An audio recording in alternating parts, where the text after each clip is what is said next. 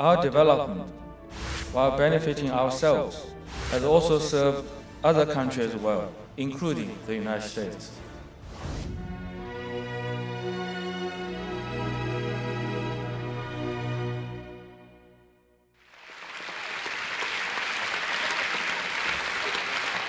What will the next 40 years look like?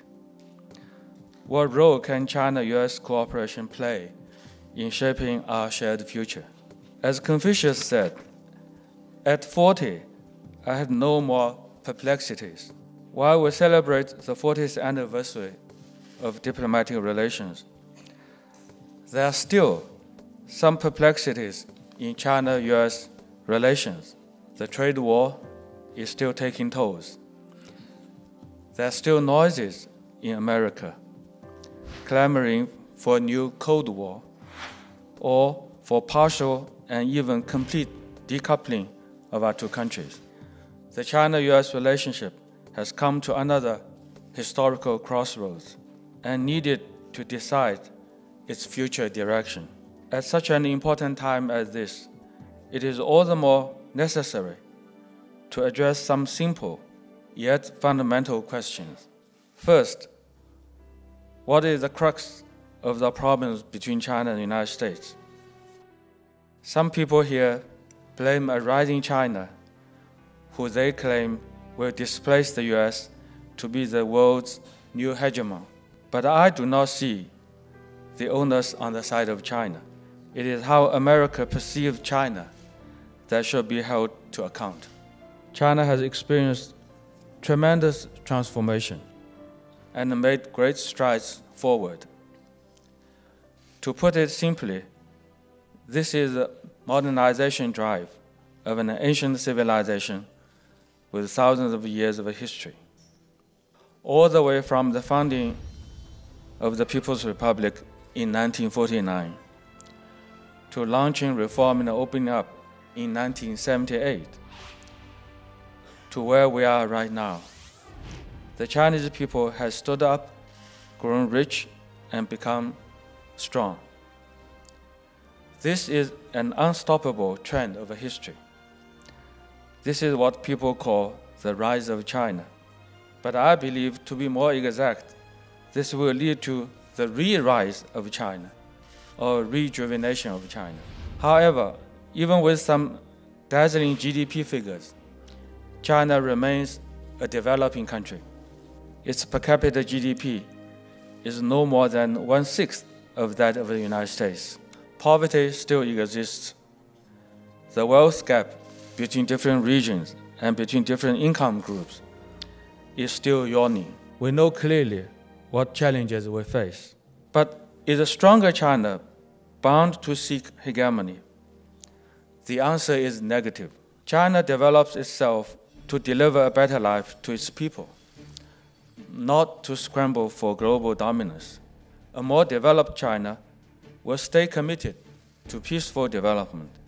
This is not an act of expediency, but a voluntary choice made in light of our history, realities, and development goals.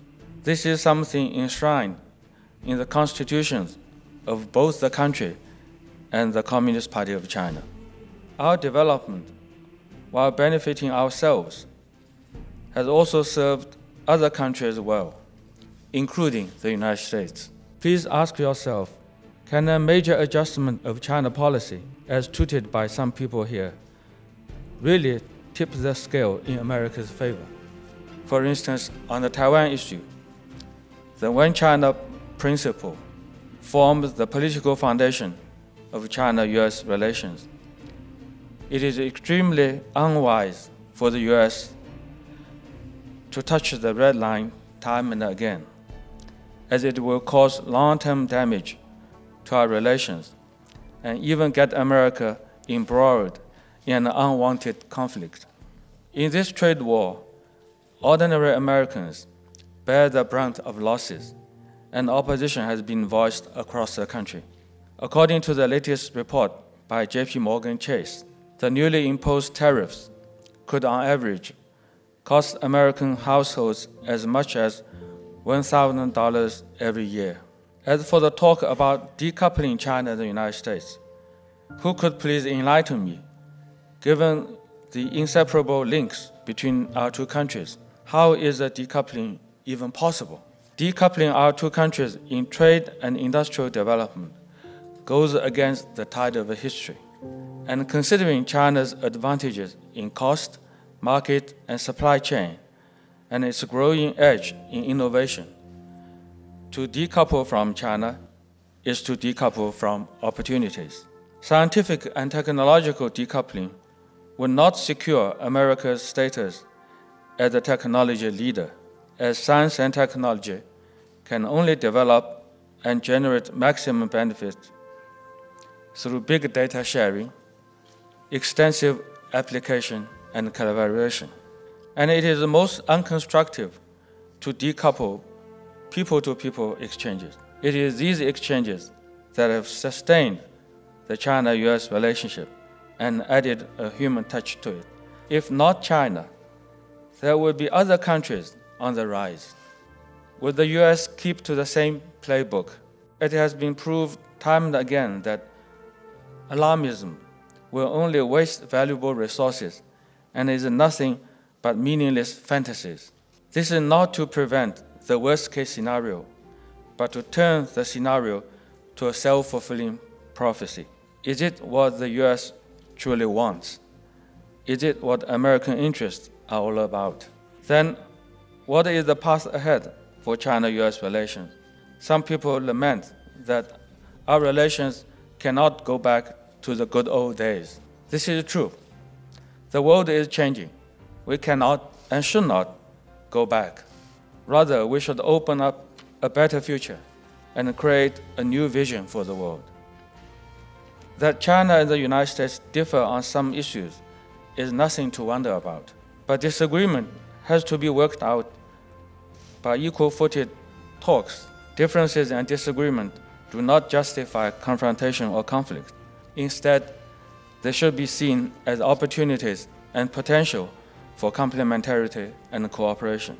We should also not lose sight of the fact that China-US relations have gone far beyond the bilateral scope and bear on world stability and prosperity. People with open minds and long-term perspective will realize that competition between major countries boils down to that of their own governance and development. America has been the world's major power for more than 100 years of its brief history, which is truly remarkable. This is by and large because America is open, innovative, and confident. Today's America is definitely not on the decline, and it will remain the world's strongest country in the long time to come. But whether it can take an open and confident approach to China's development will affect its future and will determine the direction of China-US relations and very probably the future of the world. When people ask, where is the path ahead? We should not hesitate to tell them it starts right here. I sincerely hope that standing on the crossroads of China-US relations, we will make the right choice and leave a proud mark in the annals of history. Thank you all very much.